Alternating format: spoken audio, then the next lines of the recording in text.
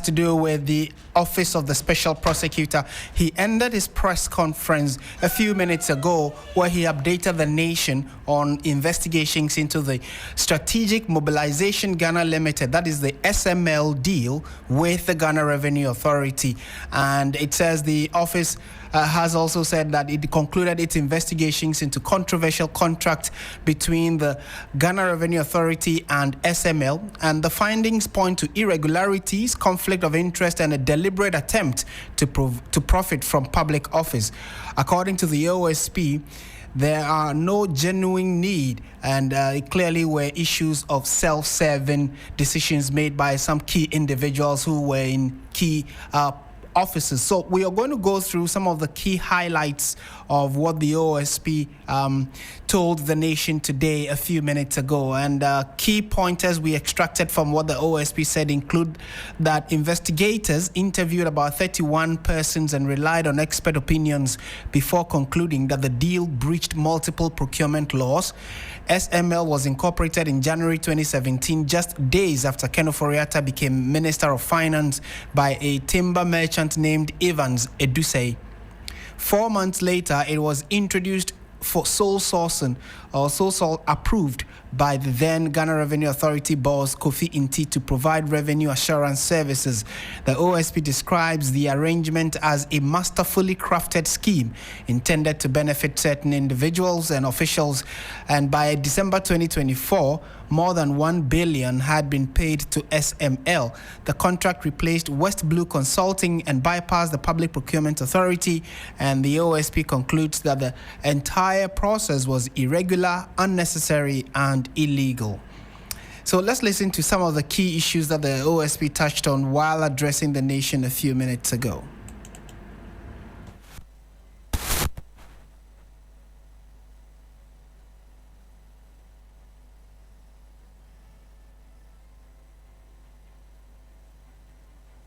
A little over 4 months after its incorporation, this company that had stated its services are trading services and import and export of general goods was presented to the PPA by the Commissioner General of the GRA, Emmanuel, Kofi, seeking approval to sole source SMEL as a service provider for enhanced classification, valuation, and risk management platform in the customs setup. These events, the assumption of office by Mr. Ofori-Atta, the incorporation of SMEL by Mr. Edusei, and the application for sole sourcing of SMEL by seemed unrelated at first glance. However, a closer look at subsequent events from June 2017 to 14 February 2024, when Mr. Ofori-Atta's tenure ended, show a tightly knit and non-coincidental association of the prior identified events as the precursors of a masterful and mischievously crafted scheme designed by Mr. Ofori-Atta immediately upon assumption of office and throughout his tenure as the chief promoter, patron, and sponsor of the company, and the previously unseen power that unlawfully force-fed the company into the revenue assurance drive of GRA through a series of reckless decision-making and management and flagrant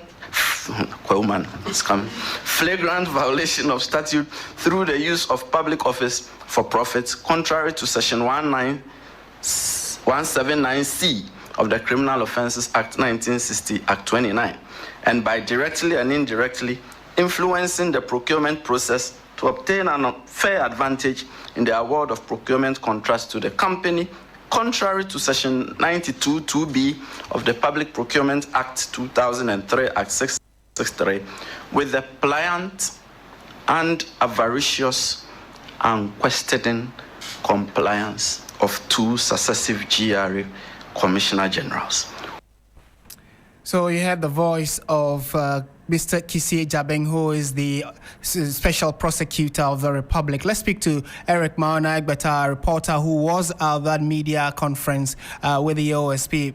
Maona, thank you for your time. To start with, I'm sure many who followed may not necessarily be able to understand. So can you just give us a brief summation of what exactly the Special Prosecutor was talking about today? Right, and so Martin, you may have mentioned bits and pieces in terms of what it is that was detailed for us today. And this SML scandal, if we can call it that, was occasioned by investigative work done by 3 investigative journalists with the Fourth Estate. And subsequently, they petitioned the Office of the Special Prosecutor for onward investigation and prosecution of the individuals believed to have been behind the elaborate scheme, which now, according to the Office of the Special Prosecutor, was a scheme with the utmost supervision of the Finance Minister to siphon monies of the state. Now, we know that as at the time when the details of this investigative report became public, then President Nana Addo Dankwa Akufo-Addo caused audit firm KPMG to undertake some work with respect to the work that had been undertaken by the agreement signed between the GRA and SML. And so, upon that work which was done, we know that KPMG revealed a number of developments with respect to what happened. The OSPs also, that's the Office of the Special Prosecutor, explains that they took on board the work which was carried through by KPMG in all of their investigative work in going about everything that happened. Now, subsequently, their investigations in summation have revealed that, yes, bits and pieces of the KPMG report reveal that, yes, there was no need for the contract to have been signed to start off with.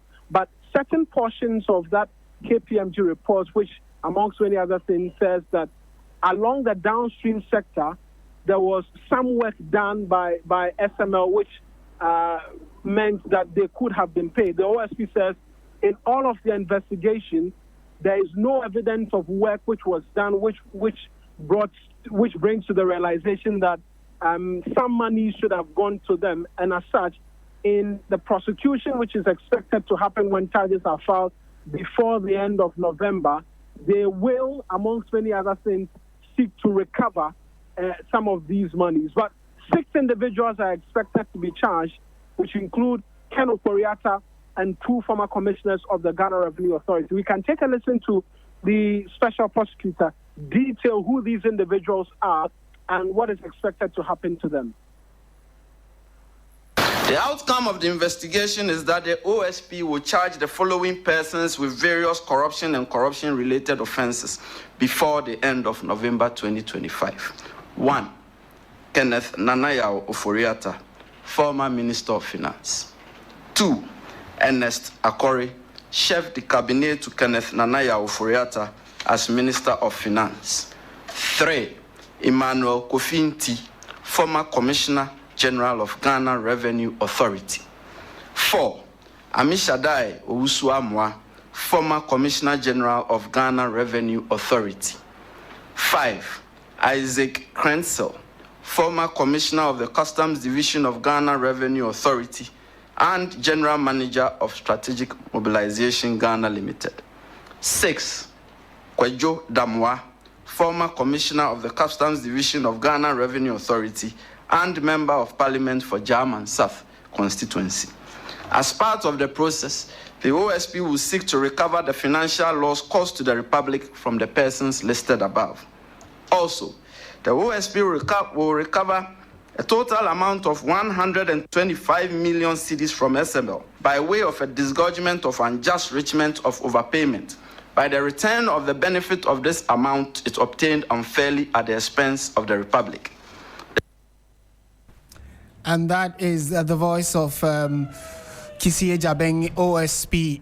Mauna, in wrapping up, I think one other issue that many are very interested in is whether or not efforts have advanced in the extradition attempt by the OSP to get him to Ghana. What did he say about that?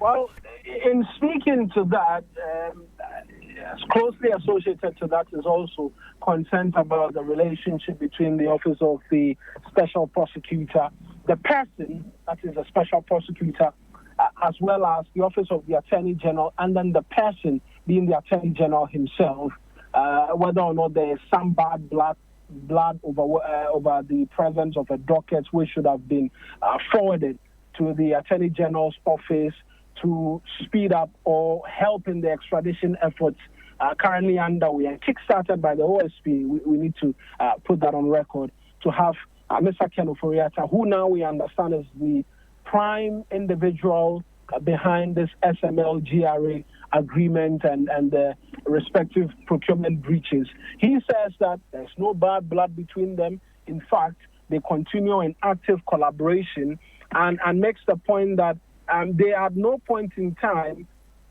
caused Ghanaians to believe that the process was going to be smooth sailing and will not take time. He alluded to the AG's presser from this week, or was it last week, where he, amongst many other things, spoke to criminal investigations or financial investigations requiring time, that they, as well as the Office of the Special Prosecutor, will require time to be able to go through the entire processes. But there's active collaboration between them, and they work in the interest of Ghanaians, even though personalities may clash because of the fact that they have different ways of doing things. But at the end, there's no bad blood, and they are seeking to work together for the interest of the Ghanaian people. All right. Thank you very much for that update. Eric Mawanagbeta is my colleague who was at the press conference that just ended a few minutes ago, where the OSP updated the nation regarding their investigations into the SML and the Ghana Revenue Authority deal. We'll bring you the specific issues that were said, or the right words, specific words of the OSP in a moment. But let's speak to Adam Senanu, who is an anti-corruption campaigner, on this particular press conference. Mr. Senanu, good evening to you. Thank you for joining us on 3FM. To start with, I'm sure you followed. Do you also get the conviction that the OSP, based on what he has told us, has concluded his investigation and prosecution should commence?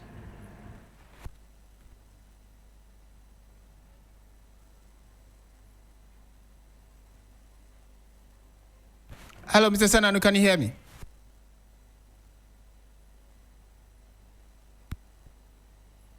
Well, we seem to be having a challenge with Mr. Senanu's line. Let me give it another try. Mr. Senanu, are you there? Can you hear me?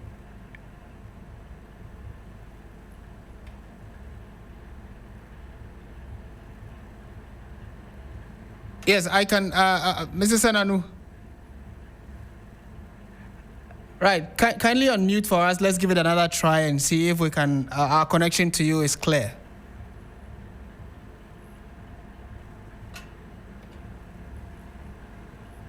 Okay, so I was asking, or my first question to you was, I'm sure that you had followed what the Special Prosecutor had said, and do you get the conviction? I can hear you. Yes, I can hear you now as well. Thank you. I was asking whether you are also confident that based on what the Special Prosecutor told us today, at least now, microphone says muted. We can start the prosecution process.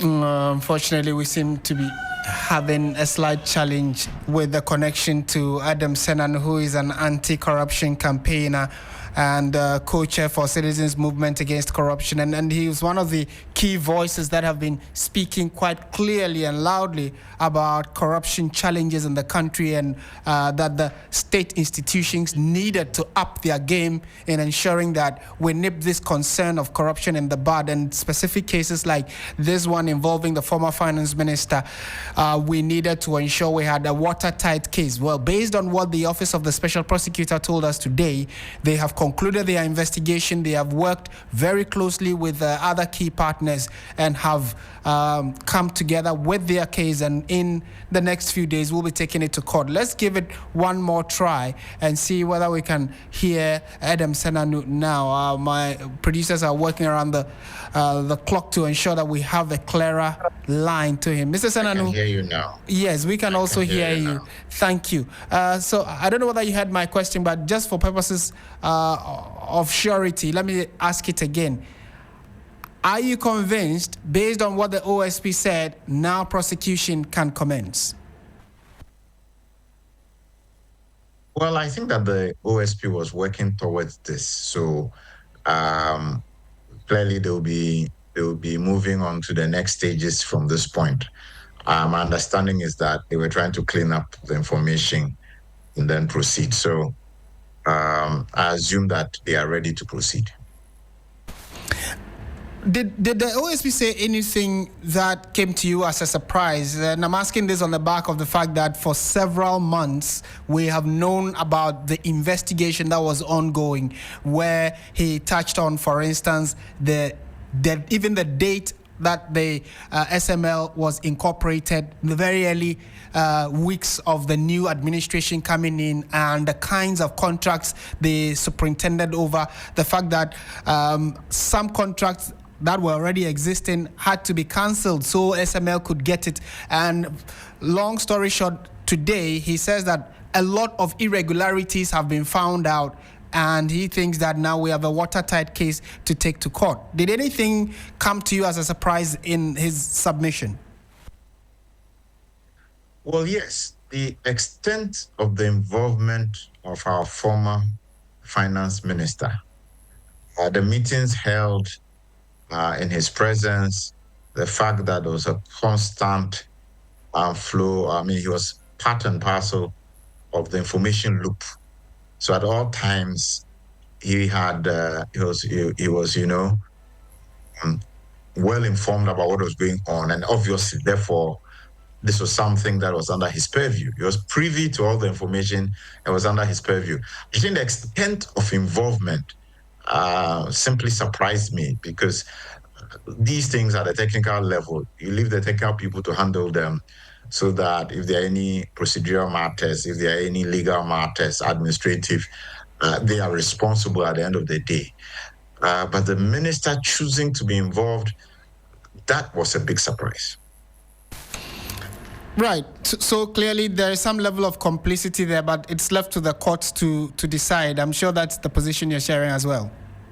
Absolutely. The word I would have used was the involvement, therefore, clearly underscores a complicity, which one would not expect under these circumstances. I mean, yes, all the contracts that had to be changed and so on and so forth already was bad enough.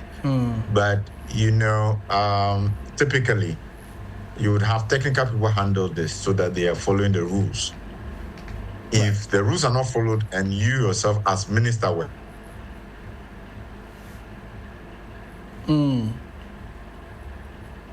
Right. Well, so there seemed to be a freeze in your in the submission we are getting from you, but maybe as that unfreezes, my last question to you, Mr. Senanu, would be that the big one many were expecting to hear was efforts to bring back Ken Ofori-Atta to stand trial. The other side of that argument is that, look, with or without him, the trial should still go ahead. Where do you stand on this? And did you also get from him that efforts that have been put in place are definitely going to bring Ken Ofori-Atta into the jurisdiction to stand trial?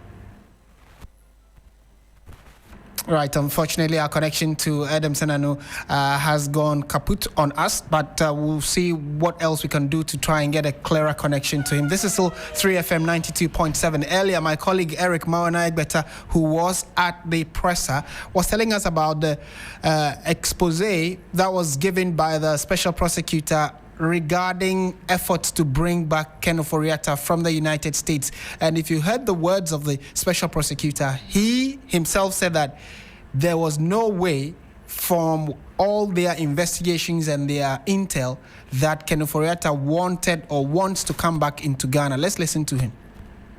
At the OSP, we do not talk lightly.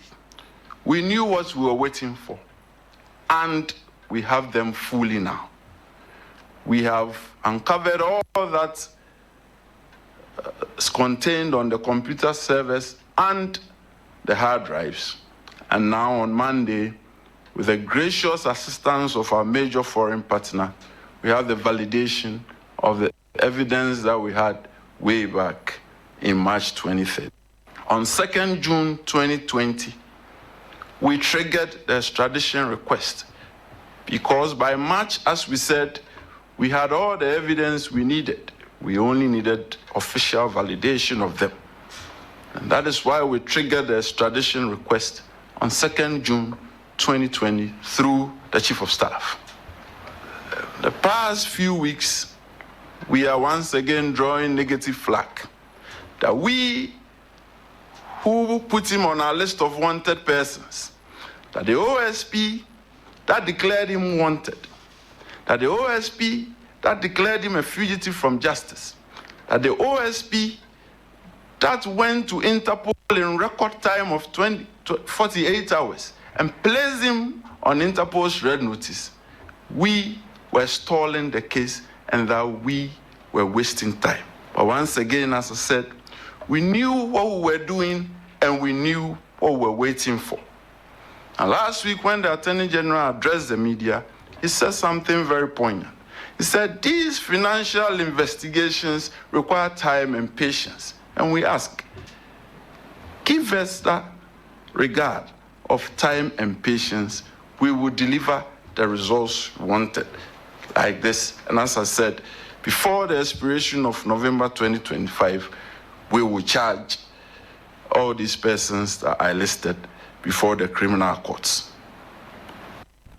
And so we all wait to see when the OSP will be going to court. And again, there was the question of how his office, as the OSP's office, is collaborating with the Attorney General. And from all indications, he says they are working very closely together and that plans and processes are far advanced in ensuring that they bring the perpetrators to justice. All right, so that's the big news in Ghana. Another big one happening in the Ashanti region today has to do with an unfortunate fire outbreak at the China Mall in Kumasi.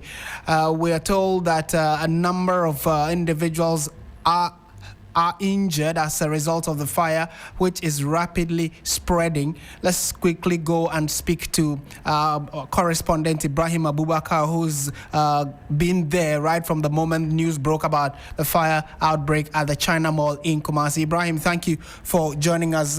For those who may now be hearing this, can you kindly update us on how long this has been and what's the latest? Are the fire service officers able to douse the fire? Well, Martin, as I speak to you, they've been able to bring it under control, even though we still have portions of the mall that is still burning because of the intensity of the fire. We were told it happened around 3 p.m., and as I speak, fire service personnel are still there trying to make sure they bring it under control completely. So I can say